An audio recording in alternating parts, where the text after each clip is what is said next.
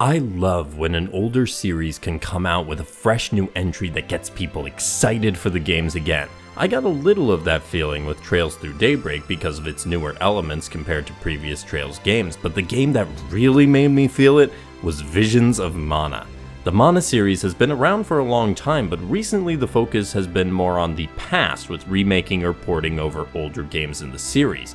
A fresh new adventure that looks this good therefore is a wonder and has me more than ready to leap into the game come the end of the month. After playing the demo, I have many thoughts for Visions of Mana, which I will talk about here, but the long and short of it is, I'm excited to get my hands on the game.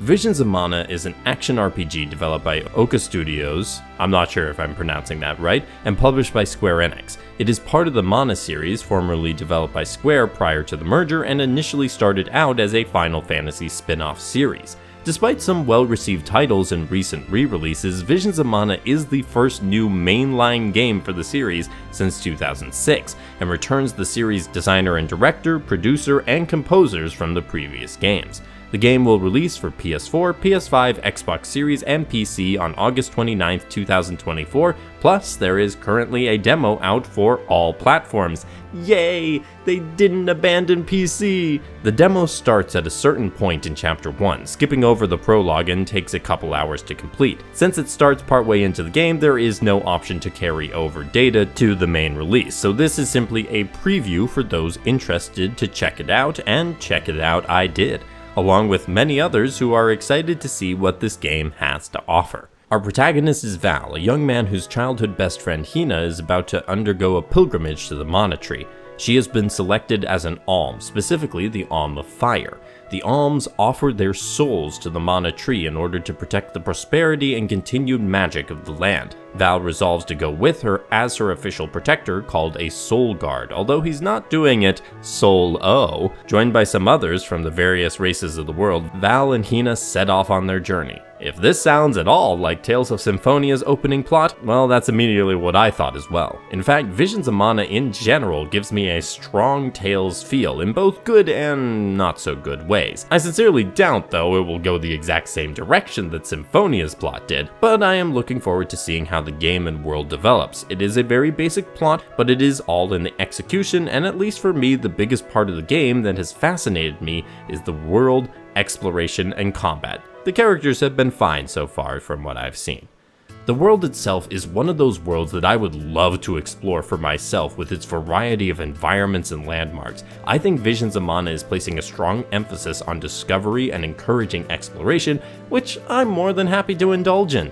Beyond just the visuals that I will get into later, simply from playing the demo, it felt like the world had plenty to offer, and traversing it on the back of the adorable Pikuls just made the experience better. The game is semi-open world, so you can do a lot of exploration, even if those regions are not going to rival Xenoblade Chronicles anytime soon. The traversal methods include the aforementioned Pikul riding and the various elemental vessels dotting the map that can help you get high up or across dangerous locations, or send you to a dangerous location to fight enemies, just to keep you on your toes. You have a lot of control on where you can go and what you can do, and that even extends into the towns themselves. I like any game that allows me to just jump from whatever place I want to try and get somewhere else. Given that level of control, it feels a little churlish to say, but I do wish we had even more control. If you're going to give me the ability to fly up towards the top of a cliff, I should be able to veer off and explore the nearby trees instead. Just a minor thing, but I already was enjoying the freedom of exploration the game provided.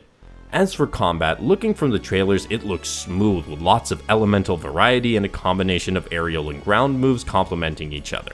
All this made the system seem reminiscent of the East games with more elements. Then I played the demo, and unfortunately the trailers were not quite accurate to how the game would feel to play. Gasp. Well, I never. Mainly, the combat system is slower and more clunky than the trailers make it feel. You still have plenty of elemental abilities and attacks that do feature prominently in your best combat strategies, plus the aerial and ground attacks that make moving around and fighting a grand time.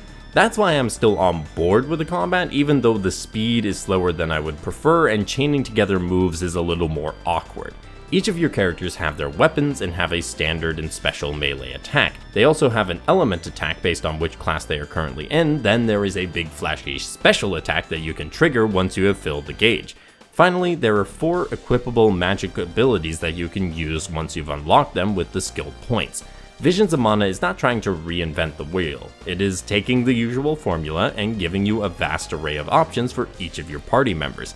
I think that is a perfectly fine approach. The only thing I hope they do between now and release is try and smooth out the feeling of the combat, and I think the game will greatly benefit from that. One of the things that surprised me is the variety of classes and the progression of the characters. I was expecting a more standard level up system, but instead you have a variety of classes, each associated with one of the elements that you can mix and match with characters.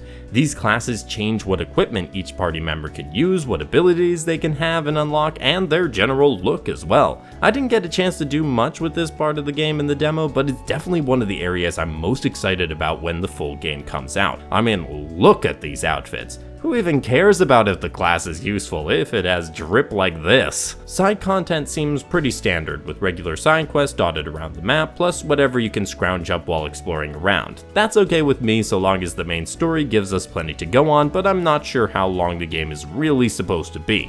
The last thing we would want is to feel shortchanged by a short story with basic side content. Here is hoping for a nice full adventure. Visually, the environments look incredible. The blend of different terrain types make the world feel lush and rich. The buildings and architecture evoke a similar feeling of a lived-in world that contains many secrets to explore. The character designs look great with intricate outfits that reveal more and more details the more you see them. There were a couple things that bothered me, though, from a visual standpoint. Starting with the faces of the characters. There was something that felt off about them. Maybe it was because they were so smooth or so limited in expression, but I couldn't pin down exactly my issue. I do like that the world has different races with characters like Morley and others. I have been feeling like a lot of RPGs recently have steered away from having non-human characters, and seeing Visions of Mana, plus other games recently, do the opposite is gratifying to see. Another odd thing I noticed was specifically when sailing. It didn't feel like the boat was moving in the slightest. It felt like the boat was a model sitting on top of an ocean of waves going nowhere. The motion was noticeably off, which is odd because every other cutscene was perfectly fine with that. Perhaps these little things that are off are a sign that the game's budget was not too high. Musically, the game sounds great so far. I'm certainly looking forward to hearing more of the tracks once the game properly releases.